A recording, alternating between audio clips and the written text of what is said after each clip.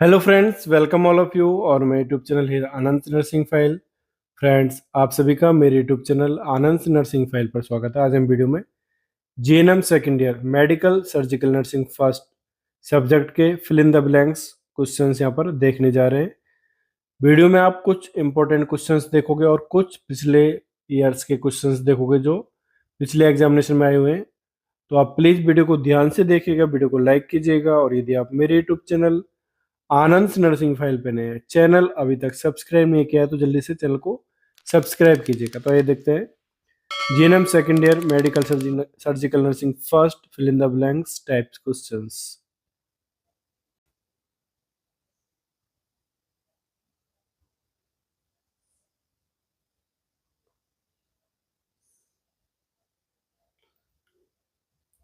Fill in the blanks यहाँ पर देखने जा रहे हैं हम।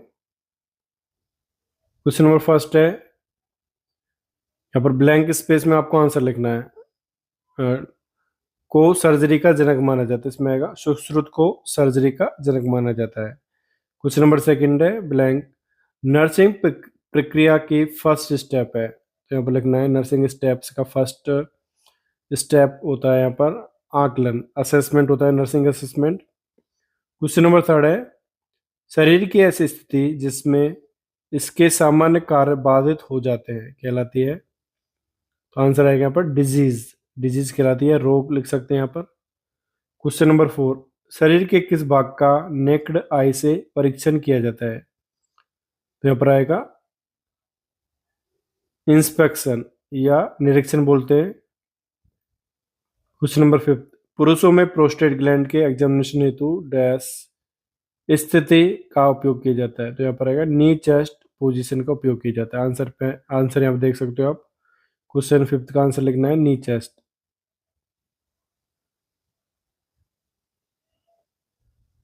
क्वेश्चन नंबर सिक्स है एनीमिया के दौरान एचबी लेवल हीमोग्लोबिन लेवल सामान्य से हो जाता है, यहाँ पर आएगा कम हो जाता है। Question number seven renal disease में सीरम क्रेटिनिन लेवल बढ़ जाता है। क्वेश्चन नंबर एट डैश जीवित ऊतकों की किस इंजरी या इन्फेक्शन के दौरान होने वाली किसी इंजरी या इन्फेक्शन के दौरान होने वाली लोकल रिएक्शन इन्फ्लामेशन होती है। इन्फ्लामेशन जीवित ऊतकों की किसी इंजरी या इन्फेक्शन के दौरान होने वाली लोकल रिएक्शन है। क्वेश्चन नंबर एट था। क्वेश्चन नंबर नाइन है स्कर्वी विटामिन की कमी से होने वाला रोग है, यहाँ पे आएगा विटामिन सी की कमी से होने वाला रोग है। क्वेश्चन नंबर टेन मोटापे के दौरान डैश कैलोरी युक्त आहार किया जाता है, यहाँ पर आएगा कम कैलोरी युक्त आहार किया जाता है। क्वेश्चन नंबर 11 हाइपरटेंशन के दौरान डैश सोडियम युक्त आहार दिया जाता है, इसमें आएगा कम सोडियम युक्त। क्वेश्चन नंबर 12 बीसीजी का टीका डैश से बचाव करता है, इसमें आएगा ट्यूबरक्लोसिस से बचाव करता है। क्वेश्चन नंबर 13 किसी बाहरी तत्व के प्रति बॉडी के इम्यून सिस्टम का अति क्रियाशील हो जाना डैश कहलाता है, इसमें आएगा हाइपर सेंसिटिविटी कहलाता है। क्वेश्चन नंबर 14 वह स्थिति जिसमें शरीर का इम्यून सिस्टम स्वयं के टिश्यूज के विरुद्ध एंटीबॉडी का निर्माण करने वाले डैश कहलाते हैं, इसमें का auto immunity.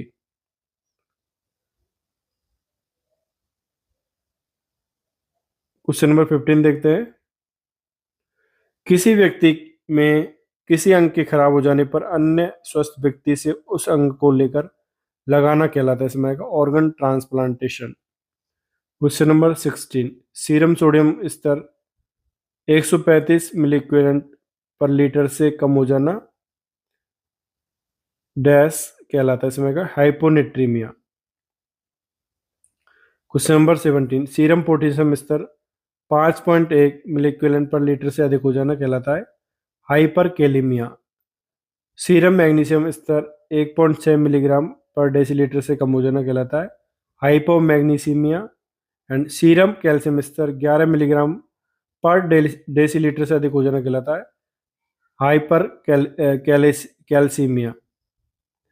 Question number 20 dash को अधिक दाब पर भाप द्वारा स्टिलाइजेशन भी कहते हैं, इसमें आएगा ऑटोक्लेव को अधिक दाब पर भाप द्वारा स्टिलाइजेशन कहते हैं।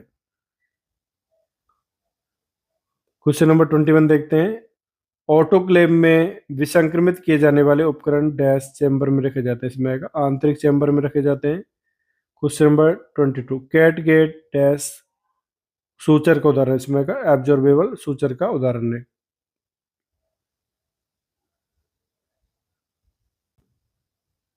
क्वेश्चन नंबर 23 है सिल्क डैश सूचर का उदाहरण, इसमें आएगा नॉन एब्जॉर्बेबल सूचर का उदाहरण है silk.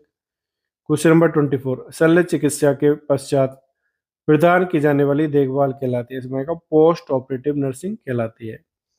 Question number 25 dash surgical team का मुख्य होता है, इसमें आएगा सर्जन सर्जिकल टीम का मुख्य होता है। क्वेश्चन नंबर 26 स्टेटोस्कोपी के रोगी के लिए रोगी को डैश पोजीशन दी जाती है, इसमें आएगा लिथोटोमी पोजीशन दी जाती है।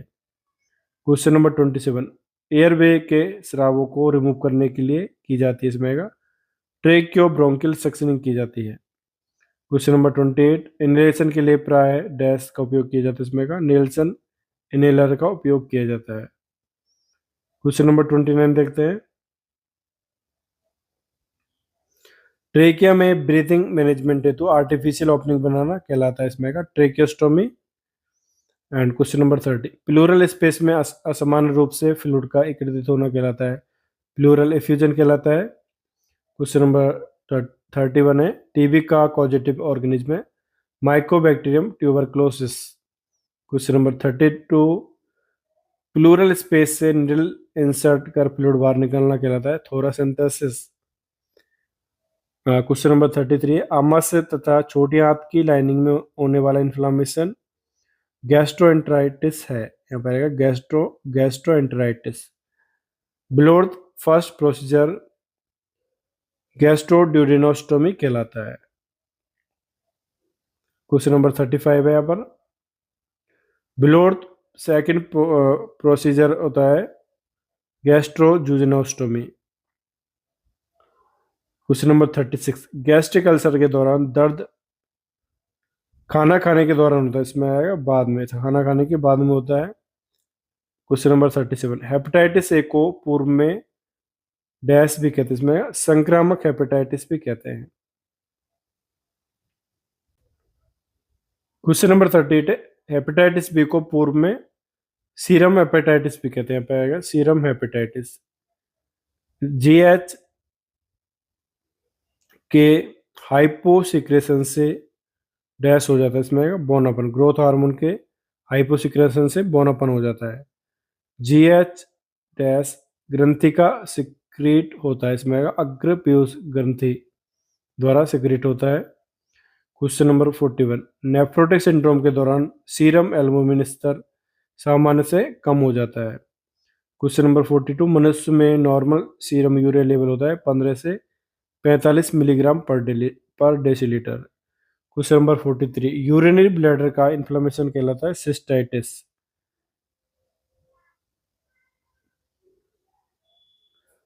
क्वेश्चन नंबर 44 है यहाँ पर ओलिगोरिया के दौरान यूरिन आउटपुट कम हो जाता है। क्वेश्चन नंबर 45 सेरिब्रोवास्कुलर एक्सीडेंट को स्ट्रोक के नाम से भी जाना जाता है। क्वेश्चन नंबर 46 ग्लासकोमा स्केल का उपयोग न्यूरोलॉजिकल कारक के असेसमेंट हेतु किया जाता है। ईसीजी का पूरा नाम है इलेक्ट्रोएन्सेफेलोग्राफी। क्वेश्चन नंबर 48 बैक्टीरियल मेनिंजाइटिस के दौरान सीएसएफ प्रेशर बढ़ जाता है। क्वेश्चन नंबर 49 वृद्धावस्था के दौरान पाचन शक्ति कम हो जाती है एंड वृद्धावस्था के दौरान पेरिस्टालसिस मूवमेंट कम हो जाते हैं, यहाँ पे कम आएगा।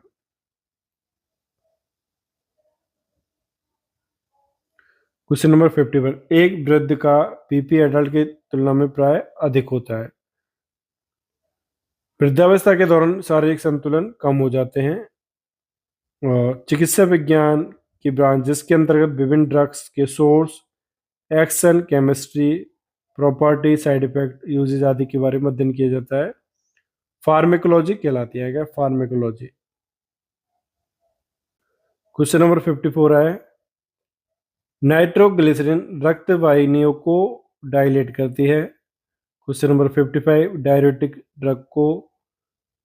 डायरेटिक ड्रग्स यूरिन आउटपुट को बढ़ाती है। क्वेश्चन नंबर 56 रेगलान का उदाहरण है एंटी एमेटिक ड्रग होती है रेगलान। क्वेश्चन नंबर 57 कंजेनेटल डिफेक्ट जन्मजात विकृतियां प्रेजेंटेड बाई बर्थ से प्रेजेंट होती है। हाँ, क्वेश्चन नंबर 58, कोलेस्ट्रम में मिलने वाली एंटीबॉडी होती है आईजीए, कोलेस्ट्रम द्वारा मिलती है। क्वेश्चन नंबर 59, यदि किसी व्यक्ति की प्रतिरोधक क्षमता उसी के लिए घातक हो जाती है तो उसे कहते हैं ऑटो इम्यूनिटी। एंड एनाफाइलैक्सिस के लिए आईजीई इम्यूनोग्लोबुलिन ई एंटीबॉडी है। क्वेश्चन नंबर 61 है यहाँ पर, एबीजी में सामान्य पीएच 7.35 से 7.45 होता है। आर्टीरियल ब्लड गैस स्टडी में रक्त में पोटेशियम की मात्रा कम होने को हाइपोकैलिमिया कहते हैं। वयस्क पुरुष में 60% जल होता है। अधिक प्यास लगने को, यहाँ पर आया प्यास, अधिक प्यास लगने को पॉलीडिप्सिया कहते हैं।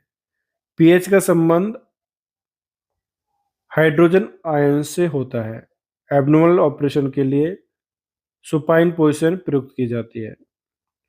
ड्रॉपलेट इन्फेक्शन से बचने के लिए ओटी में मास्क पहनना चाहिए।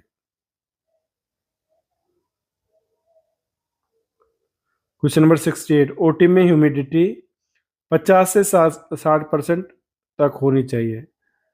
गाल ब्लैडर को सर्जरी द्वारा अलग करना कोलिसिस्टेक्टोमी कहलाता है। मूत्राशय के प्रदाय को सिस्टाइटिस कहते हैं। क्वेश्चन 2018 आरएनसी एग्जामिनेशन में पूछा गया है। तो यहाँ पर जो ईयर दिए हुए हैं सारे क्वेश्चंस इन ईयर में पूछे गए आरएनसी एग्जामिनेशन में, और भी नर्सिंग काउंसिल के लिए सारे क्वेश्चंस इंपॉर्टेंट है। तो आप देख सकते हैं यहाँ पर क्वेश्चन नंबर 71 देखते हैं, दूरस्थ इसोफेगस में क्रमाकुंचन की अनुपस्थिति या अप्रभावी होना एक्लेसिया कहलाता है। क्वेश्चन नंबर 72, प्रत्येक श्वसन का आयतन टाइडल वॉल्यूम कहलाता है। एल्वुलस ल्यूबिल या फुफ्फुस का कोलेप्स होना एटिलेक्टेसिस कहलाता है। ऑर्काइटिस टेस्टिस का प्रदाय, मिस टेस्टिस का इन्फ्लेमेशन ऑर्काइटिस कहलाता है। पित्ताशय में पथरी होने की स्थिति कोलीलिथियासिस कहलाती है। प्लूरल गुआम में डैश का एकत्रित होना एम्पाइमा कहलाता है। इसमें का पस का एकत्रित होना एम्पाइमा कहलाता है। निचले दोनों अंगों के लकवे को पैराप्लीजिया कहते हैं। पित्ताशय के प्रदाय को कोलिसिस्टाइटिस कहते हैं।